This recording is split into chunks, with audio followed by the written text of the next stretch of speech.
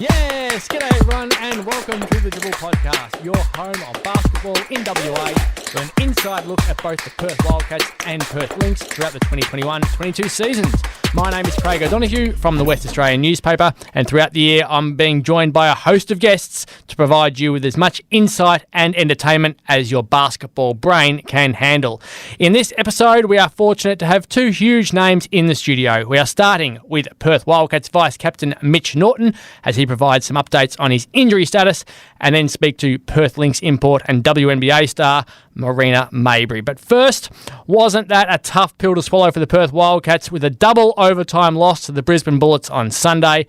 They didn't start well and were 9 points down before they even scored, but they fought back superbly, led by 6 points with less than a minute remaining, but couldn't close it out.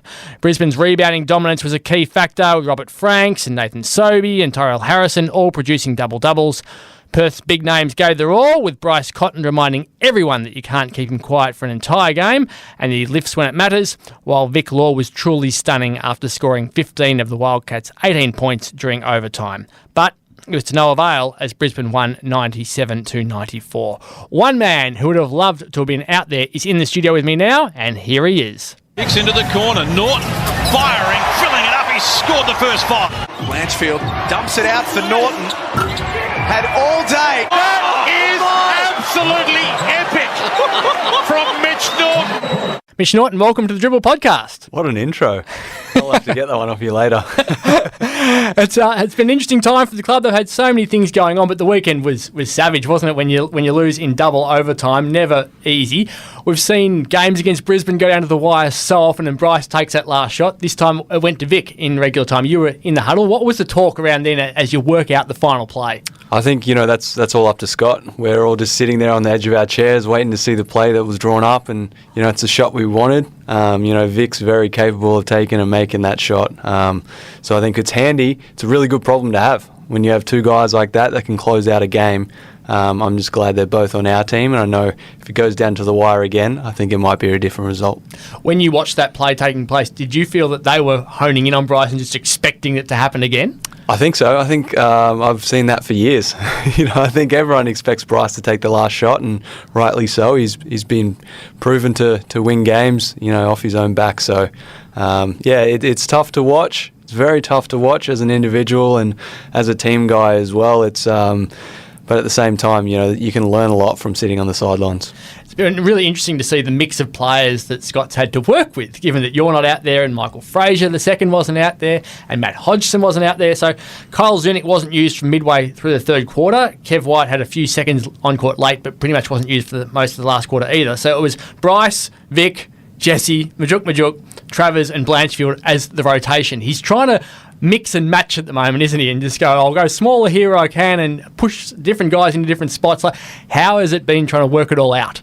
Yeah, I think it's been challenging, but that's what I love about this group is that when it's your turn to step up, you're going all in, and I think that's something that I think Danny and the whole organisation have done a good job of putting a whole bunch of guys together that are very versatile. So I think that helps Scott with the way he's trying to make up lineups and deal with injuries and all types of things going on. It makes his life a little easy when everyone's so versatile. So we know that Michael Frazier's on track to play this weekend and Matt Hodgson's getting closer, but we don't know where you're at. So let's cut to the chase right now. When do you reckon you're going to be in a fit position to play? This weekend. No, I'm joking. I'm joking. I wish. I think it's probably looking likely in the new year, I'd say. Again, it's just one of those things that's very frustrating when you come from one injury, have surgery, and then you end up, doing another injury. It's never fun as an athlete. As a person, it's also difficult as well to deal with things at home, and my poor fiance probably cops the brunt of it. I'm not so nice and charismatic and everything at home. I'm a little bit grumpy, and I really do thank her for putting up with me during those times. So we were told, the club said you hyperextended your knee on November 8, and then they were expecting it to be hopefully 2 weeks, but then they ruled you out for the next 5 as the season began. When you look back on it, what actually happened? Was it a layup that went wrong? Did you just land the wrong way trying to compete with something? Talk us through that moment. Yeah, I guess it was at the end of my 4th full court session. So the first full court session you have after an injury is always like, wow, I'm well off the pace. It's going to take a while for me to get back to feeling good and playing how I like to play. And then the second one, you're like, okay, I see I'm getting somewhere. I'm better than what I was the day before. The third one, you're like, yep, I've got it. Like, I feel good. I feel like I'm back to myself. I'm getting on loose balls. I'm getting to the rim. Everything's feeling good. The fourth one, same thing. You're like, I actually feel better than what I was before. And then at the end of that session, there was a ball to be stolen. I kind of lunged for it, and my foot slipped, and then it gripped on the floor, and I kind of just went over on top of it and hyperextended my knee. So that's how it happened. It felt a lot worse than what it was originally, and I'm just glad that we got some great medical staff that look after us. Bone bruising is a really tough one. We always, from a football perspective, look back to an incident way back in 2001 when Drew Banfield, who played for West Coast, hurt his knee. It was ugly in round 9, and they said 6 weeks. And then the bone bruising kept on going, and he didn't play again for the rest of the year. Like, does it improve some days and then you feel terrible the next, or what's day-to-day like for you? Yeah, I think originally, same thing, like kind of any movement, really, you notice it. And then as you stop running or you stop jumping, those symptoms obviously disappear and you start to feel normal again. There's no pain, and then it's all about slowly loading it up and building it up at the moment, which is what I'm doing, and it's all feeling really good, touch wood. But I think it's just one of those things that happen, and obviously there's a great risk at coming back too early that you never want to even think about. So when you put all that aside, you're just focusing on what you can get to do, or what you get to do. Like at the moment, I get to change direction. I get to, pretty much do everything that the guys are doing, just not at game speed yet. So that'll be right around the corner. So you said it's hard at home. Yeah, we're going through a hell of a lot worse, I would imagine, during the playoffs when your body was genuinely broken and you were trying to play during that. What was that like, just living day to day? You wake up and you're like, the adrenaline's gone and it's real again. Yeah, it was tough. The toughest part was the day after a game. Once, everything kind of wears off and you get to sleep and then you wake up, and that's when it's like, oh, yeah, it's really sore. You can't really go out and do the groceries and things like that because you really are putting yourself in a lot of pain, or putting yourself through pain, which is something that you want to avoid because you want to do everything you can to feel better for tomorrow and the day after and get ready to go again. So I think it's very frustrating for the athlete. I think it's more frustrating for their partners because, I guess a lot of the duties at home are shifted upon them. And you're in quarantine then after that series. Was it good to be in quarantine sitting around, or did you need treatment then? And was that 2 weeks genuinely painful to not have anyone who could help you at that point? Yeah, it would have been probably ideal to get treatment during that 2 weeks or 11 days or something it was. I think, obviously having time off your feet and just laying in bed for days almost helped some symptoms. But at the same time, I think getting some hands-on treatment never hurts. So frustrating at that stage of the season, and I guess end of the season when you should be enjoying each other's company and hanging out with teammates, we kind of missed that piece of the puzzle, which was unfortunate. Just how much damage did you do to your hip? Now that it's all done a long time ago now and you can reveal the truth, what did you do to yourself? To be honest, that's something that will stay between myself and the medical staff. That means it's really bad? But no, it's all good now. Obviously, the way we thought it would heal, it wasn't really going to plan. So we had to take an alternate route, and that meant surgery. And from then on, it was really a win-win. So if we went in and we found something that wasn't there or should have been there or was different, that recovery time period would have been the same if we went without surgery. So for me, I was just about what's going on in there, let's get in and have a look, and thankfully we did. You mentioned the off-court stuff and the family situation. You've been engaged for 4 years? Yeah, it's been a couple. COVID. COVID. COVID has got in the way. Yeah. I mean, Italy, wasn't it? You were planning on going there to get married? Yeah, well, we were planning on travelling the world and doing that side of things as soon as COVID hit. So we were looking at flights to Italy, and then we heard they had about 10 cases or something, and we were like, oh, we'll just wait a day. The next day there was about 10,000 cases. So thankfully we didn't hit book on those flights because, would have been a long time waiting for us to get a chance to go to Italy again. So And then after that, we're going to get married. So obviously the borders and everything with Queensland and all our family being, still there, would have made it very difficult for us to get a wedding. So what are the plans? When do you actually plan to get married now? At this point, now the borders are opening, it might help, but have you got a plan at all? We figured we'd probably just delay it again and then have it midweek, and then on the weekend we'll have like a combined 30th. So it's like a week of party. So when's that going to come about? 30, it's this year, isn't it? You'll be 30? No, still young. No, I'm 29 next year. 29 next year? Yeah. So in 2 years' time you could talk about? Yeah. That's going to be do you have to re-propose? If you're engaged for 6 years, you have to re-propose? Nah, definitely not. No, just enjoying, the honeymoon phase. It's not even a honeymoon phase yet, but just enjoying that engagement period. So the government has announced that the border will open shortly, February 5. So you're going to be away for 40 days. That's going to be tough again on Sasha. You were away last year. What's it like for her? No family here, just the wags really to hang out with and work out what it feels like. Yeah, it's difficult. That's why we went out and we got a dog. So Ralph, big groodle he is. He's the biggest groodle you'll ever see. So we're lucky to have him. He's kind of like someone to look after Sasha when I'm away. So it's that side of thing is challenging. Obviously, we have our certain challenges. The guys with the kids have theirs. The guys that are single have theirs. There's lots of challenges that come with living with people in your back pocket on a day-to-day basis. I think that really builds character within the group, and you get to learn a lot about people. They always say you don't really know someone until you live with them. So this is really going to test our team, and I'm looking forward to it. It'll be different at least this time compared to last year, where it was a little bit silly, some of the scenarios you were facing when you're in Sydney at one point and then off to Melbourne and working through the quarantine situation. That must have been really difficult, living in each other's pockets. Yeah, it was, and there was no escape, really. We had to stay in the hotel for pretty much the whole time, or the first couple of weeks we weren't allowed to leave really at all, although we had an exemption to train, but we trained like 15 minutes down the road, so it was like a small chance you get in the car, you get a little bit of fresh air, you get to go do this, go train and lift some weights and things like that, but then it's back to the hotel where you have the same food, well, not the same food, but you're eating in the same room. It's just a bit of repetition that gets old pretty quick.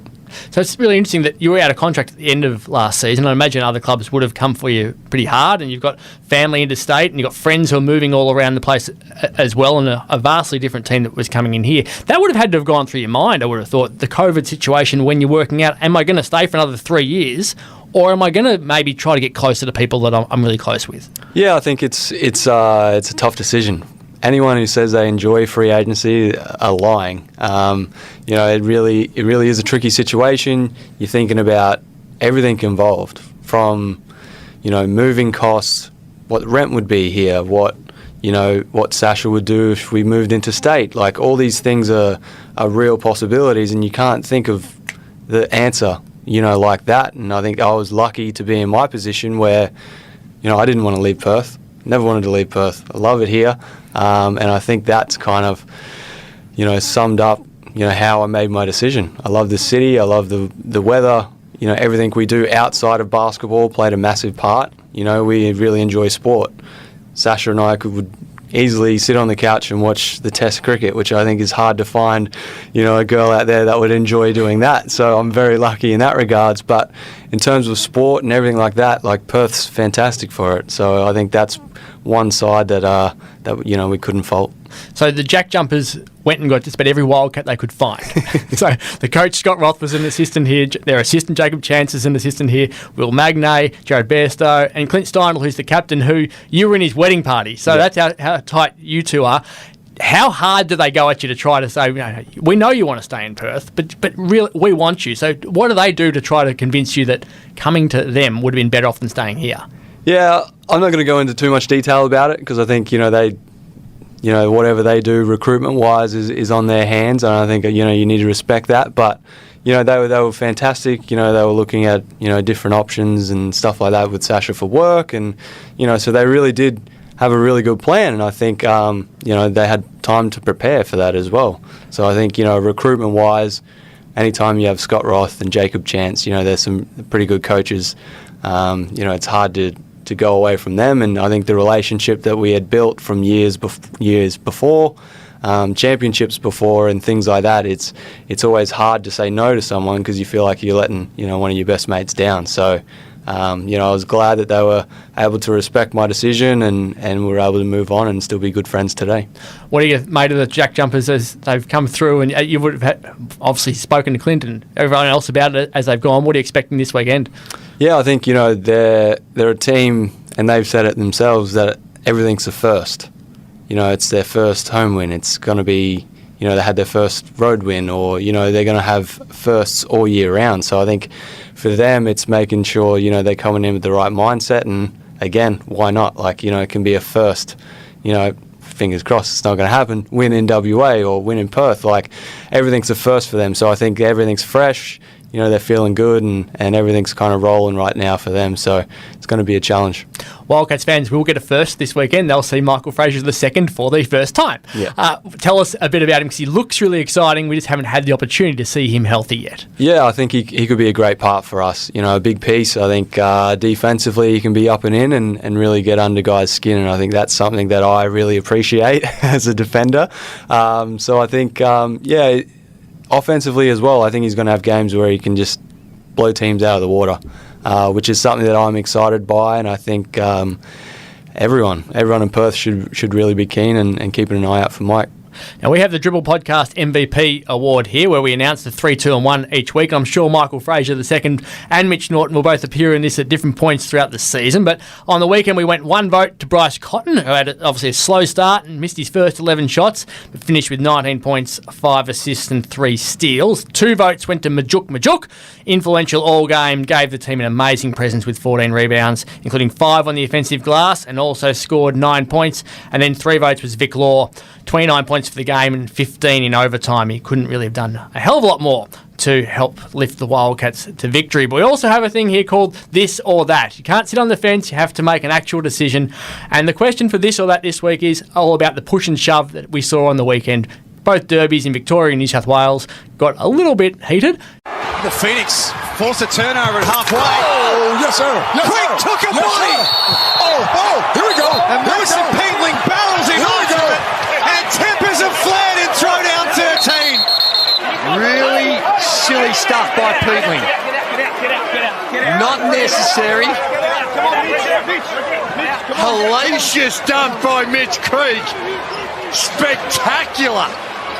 What was Peatling thinking? I don't know what he was thinking, but sometimes you just got to wear it. You get posterised every now and again. Not the smartest thing in the world. Right there. Glover has to get from one end to the other. Froling says good night, and Angus Glover has been agitating the Hawks all afternoon. It's boiling over late at Kudos Bank Arena. Angus Glover, he's not happy. You're going to have a look at this. Angus Glover might be having a 24-second early shower. Big block. Do you think a push and shove is good for the game and the publicity and the way and everyone wanting to watch it, or if you want to do that sort of stuff, go and play another sport? I like it. In terms of the Sydney and Illawarra one, I think, to put all the, GMs and CEOs and all that stuff behind and to leave it on the floor, and that's where the rivalry starts. I like it. And same thing with Southeast. Although, there has to be a fine line. I think any time it spills into the crowd or something like that, it can get messy. And, I remember watching as a kid, there used to be the Reptile Rumble, the Townsville Crocs and the Cairns Taipans, and there would always be a bit of push and shove in that, and I think that just gives everyone in the community and everything a little bit more fire and brings a little bit more juice to the game. So there is a fine line though. It was a cracking bump that Mitch Creek copped, wasn't it?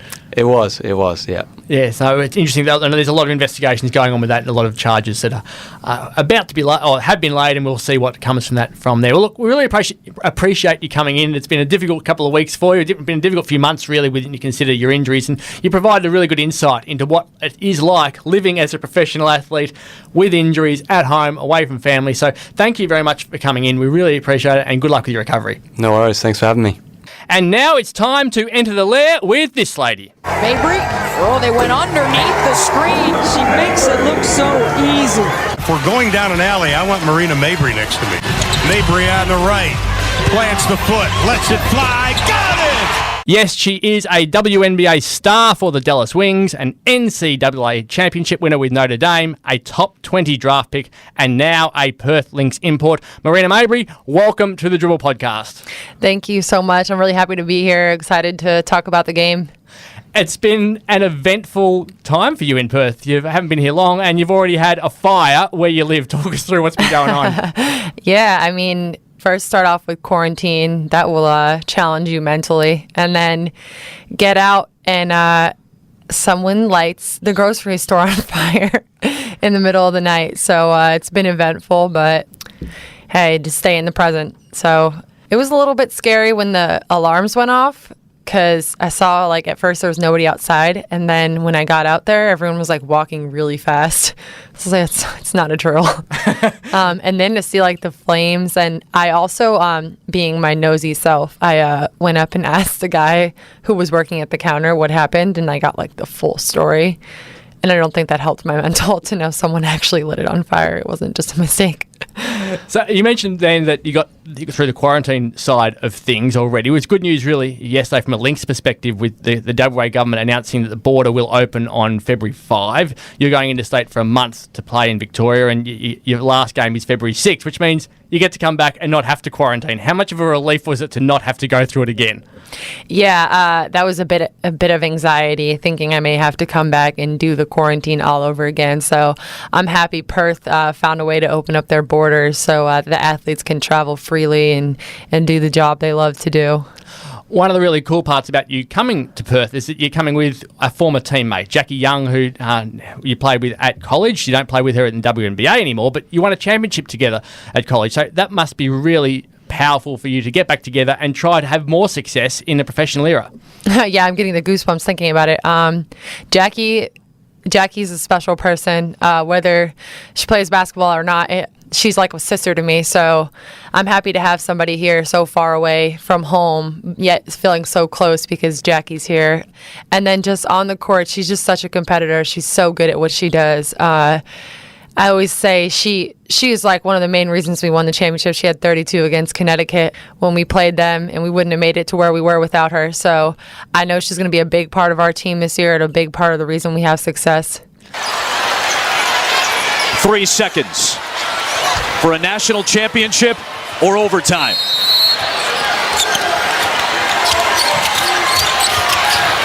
Ogumbawale for the win. Good! Arike Ogumbawale wins the national championship for Notre Dame. It was an outrageous championship when you look back on it. Like, I urge people to go and search for this on YouTube and just watch the way that they won. To put some context into it, you turned the ball over with 10 seconds to go, won the ball back, looked like you'd been involved in a play which had won you the game, and then they fouled, and then you had to go again. And then Arike Ogumbawale produced one of the most extraordinary shots I've ever seen to win. How many times did you watch the entire thing back? You know, I think I have a different perspective because, you know, we had a different plan on the court. So I'm dribbling down. I'm supposed to throw it in. All of a sudden, Mississippi State gets a different position on me after I let the ball go. I'm like, oh, no. And I just quickly was like, I need to make a play. I see Jackie running back trying to help me. They look like they're going to have a wide open layup. I just swiped across at the right time. And I didn't foul her, actually. I know on Twitter I got harassed for that one. But Jackie picked it up. She had my back. And then we almost had a wide open layup. And someone on Mississippi State, it was a smart play, fouled Jackie. And then Coach McGraw draws up a play. And, you know, being the team that we were, we kind of just thought ahead, and Jackie and Arike were talking like, "Hey, if they sit on top of the entry pass, like I'm gonna come to it, run to it, and take a couple dribbles to the corner and shoot." Like, and whatever their plan was, Jackie threw it right to Arike, and I'm in the corner, and I'm looking up. I'm like, "She made that? No, she did not make that." And then we just ball went in. We won the championship. It was a big day for women's basketball because we produced a product that they hadn't seen before. And we had people out of their seats. We had the whole place jumping. And we had energy in the building. So to be able to be part of that group that changed women's basketball as a whole, NCAA and professionally and everything else, kind of get that spark going, it feels great to be able to contribute to the game in just some way that's not individual. It was an outrageous couple of games. You got to the Final Four and you won that in the exact same circumstances, really, on the buzzer. Same player shooting. There's a fine line between success and missing out in sport, isn't there? It's just a reminder of you got to play to the buzzer every single time, no matter where you are or what you're doing. Yeah, I mean, we were on the other side of it my senior year. We got to the buzzer and we got free throws and we didn't make them, so we didn't win. And I got to feel what the other teams felt the year before. So either way, it's a great experience for your soul, for the person that you're going to be. So win or lose, there's something good that comes out of it and lessons to be learned. It's an interesting time for you at the moment. You're obviously in Australia, heading in towards Christmas. You're not going to be with your family. You've been overseas multiple times in the off seasons to play. And when you look at it, when women's sport, you're forced to do that from a financial perspective, I would have thought. We're talking a lot in this country about finances and what players are paid, and AFLW last week said they want to be the highest paid domestic sport in the country in 10 years. And when you look at it, you're a star in the WNBA. To give you some stats here for people listening, that she's a third-year player, top 20 draft pick, played every game, averaged 24 minutes on court, started 8 times, second at the team for scoring, second for assists, third for steals, and received votes for the most improved player, and she earned less than an AFL player who was drafted last in the AFL draft who doesn't play a game. There's something out of whack when people in our country are earning more money to not play than you are in America at the highest level to be playing at that sort of a level.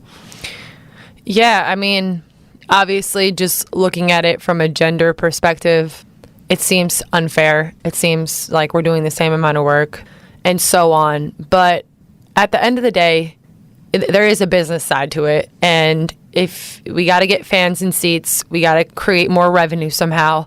We need to market, and I think that's coming for us. And you don't want to rush it because you'll ruin it. So to me, it's unfair sometimes, and it can be frustrating. You're not making what you feel like you deserve, but at the end of the day, we need to find a way to continue to grow the game so that we can reach those levels that we want to be at. And yeah, they're making it harder on us because we're women and we don't get this and we don't get that. But if we focus on what we don't have, we're never going to get what we want. So I think we need to appreciate where we are in the game and where we're growing to, and kind of see the future and embody it right now, so that one day we look back and we see all the girls making all kinds of money and not having to go overseas if they don't want to, but also having that financial freedom. So you're a big marketer of your own brand as well. Like you push yourself out there, and you talk about these sorts of things really, really strongly. Talk to us about the brand that you are. You're Marina Mabrey 3.com. 3 the digit, not the spelling of it, so people can go there and have a look at that. You've got your 41,000 Instagram followers. You sell a hell of a lot of merchandise online as well. Talk to us about how you've built that brand and how important it is to you to be able to have that. You know, it started my rookie year when I saw the vets. They're always contributing something to the game outside of their skills. And whether it be campaigns, camps, whatever it may be, they were trying to contribute to the women's game and grow it. And so I felt like I needed to do that too. I owe it to the game to do something more than just produce a product that I produce on the court. So kind of looking back, reading all the Twitter comments, reading all the Instagram comments. I know I'm not supposed to do that, but hey, who doesn't read it sometimes? To me, it was all publicity is good publicity. So if you're going to comment on our stuff, then you're just giving us more insights. And you're just growing our game and you don't even know it. You're being a hater and you're helping us. Because at the end of the day, how many comments do you see about, oh, LeBron's not good, or I don't know, Harden can't get any calls anymore, PG is the worst superstar there is, whatever else they say, right? You're still drawing attention to the NBA. So I went back and this is my kitchen. I don't have to cook anything. I don't have to be the best baker. I don't have to be any of that, because I've seen guys make better cookies than I do, and I've also seen women be better athletes than guys in a sense of in their own world. So to me, it's you can be anything you want to be. And that's kind of the message that MarinaMabrey3.com and This Is My Kitchen speaks. You can manifest what you want. So women's basketball can manifest ourselves into anything we want to be, a.k.a. we can be as big as the NBA in their year 75 as we are in year 75. And we're only in 25, though. Do you feel like a trailblazer by being able to go down this path? Because social media side of things and websites and stuff, they're not what a lot of people were able to do when they were coming through who you had been idolising. So do you feel like you're setting the stage for the next generation to follow and have this sort of success? Yeah, I mean, I got to see these vets making all kinds of moves business-wise for the WNBA, and you don't always see it when you're younger, but then when you're actually in the room with them and you see how much time and effort they're putting in to make sure that we, like the 25, 24, 23-year-olds, are enduring, we're getting all these benefits with new CBA, the hotel rooms, just little things like that we're appreciating. It's coming from them and all the work that they put in. So now me being one of the younger generations, and I'm going to grow and be one of the vets one day, I want to be able to say that I did something so that the younger generation has it better than I did. You are very strong on social media in terms of your use when you're watching sport. I was monitoring you during October, and over the course of a couple of days, you had 28 tweets about a Notre Dame football game, and then you had 36 tweets about a WNBA game after that. It's fair to say when it comes to watching sport, you're passionate. Yeah, I mean, I love to watch football. These guys work so hard. They're sacrificing their bodies. They're taking a risk every single time they step on the field. So give them the publicity they deserve. And just kind of seeing them go through college and seeing all the lifts and all the things, all the meetings. They're in there all day. So watching them produce the product they do, I'm like, wow, that's a great play. It's just crazy. And also I just have my own opinions. I watch football all the time. I love to watch it. I'm a bigger fan of the NFL than I am college. I'm sorry. But they're just incredible athletes, and they deserve the publicity they get. I enjoyed one of your tweets, which just simply said, "We got to take care of the damn ball." And I thought that sums up how a lot of people follow sport. Yeah, they were really making me mad. But you know what? Hey, they're really out there trying their best, and it's easy for the outsider to watch and say, "Take care of the ball," but you're not seeing the blitz of a 300-pound man coming at you either. So I try to take that with a grain of salt, and when I say take care of the ball, I'm just encouraging them. So I thought we'd have a bit of fun with Australian sport while you're here, to see what you've learnt in the month that you've been here and whether or not you've managed to take any of it in, given that you've been focusing on your basketball whilst also playing. So I'm going to ask you 8 questions, because you wear 3 and you started out wearing 5. So there's 8 questions, all about different Australian sports. Half of them will be 50-50 to give yourself a chance, and because of the number 3, we'll say 3 out of the 8 is a pass. So we'll see how you go about issues that have been bobbing around in sport lately. So the first one, WA superstar Sam Kerr was big news in Australia last week. She got annoyed when a fan ran onto the field during a game and she cracked him with a big bump to knock him over and get him off the field and allow security to grab him. What sport does Aussie Sam Kerr play? Wait, you guys call it football or soccer? You can call it whichever one you want. I want to say soccer. And bang, she's got one. She's done well. Okay. And I love that for her. Keep going. Australia are 1-0 up in the Ashes cricket at the moment. In that first test, Rory Burns scored a golden duck for England, and then Australia's Travis Head made a ton. Who scored the most runs? The person who scored the golden duck or the person who scored the ton? The ton. Oh, well done. A golden duck is 0. So she's on 2. She's dominating this. The day-night test series starts in Adelaide this week in the cricket. Once it gets to the night session, will it be easier to bat or will it be easier to bowl? Imagine it's pitching in baseball. Okay. So it will be easier to pitch or bat? At night time. I think I'm going to say bat. No, it's easier to bowl. The ball moves around really crazily in the air at night time. So you're on 2. Okay. Last week, West Coast Fever netball star Courtney Bruce won the Liz Ellis Diamond Award after being named the nation's best player for 2021. There are 7 players on a netball court. How many of them are allowed to score? All of them?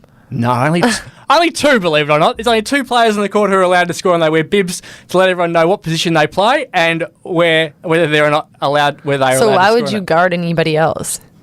because they're in segments on the court where they're allowed to move to. It's a I don't know anything it's about a different sport. You don't play it over in America, but it's one of the most popular sports in the country, especially for women. Oh, that's cool. Now, here's one strange for you. In the movie Pretty Woman, Julia Roberts played the role of a hooker named Vivian.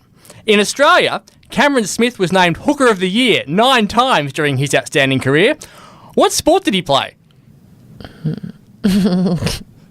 I have no idea. I don't even know what sports there all are.